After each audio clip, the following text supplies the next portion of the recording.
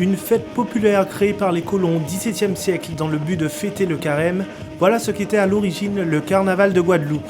4 siècles plus tard, les Guadeloupéens se sont totalement approprié l'événement. Alors à l'époque, il n'y avait pas de groupe. C'était des associations sportives, des associations culturelles qui faisaient des chars et qui, sur un thème donné selon l'année, faisaient par exemple les contes de Perrault, les fleurs, là, avec des jeunes filles décorées, mais il n'y avait pas de gens qui défilaient dans la rue. Seulement pour le mercredi des cendres, où c'était le jour du vidé.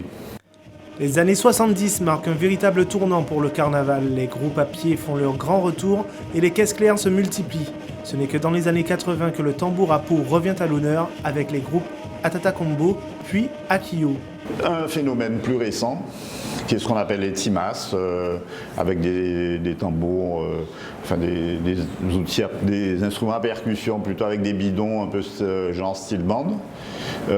Et ça, c'est le dernier avatar. Et c'est un modèle, un nouveau genre en gestation qui va évoluer dans le temps. À travers des photos, des diapositives et des vidéos, c'est toute l'histoire de cet événement guadeloupéen que l'Office du Carnaval tente d'archiver.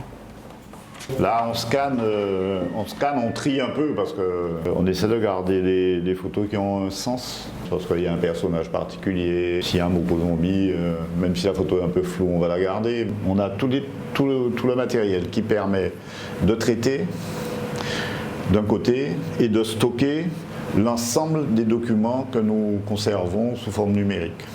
Aujourd'hui, le carnaval est devenu la manifestation la plus populaire de Guadeloupe et si nous sommes sûrs de pouvoir archiver son histoire, il nous revient maintenant la joyeuse tâche de l'écrire.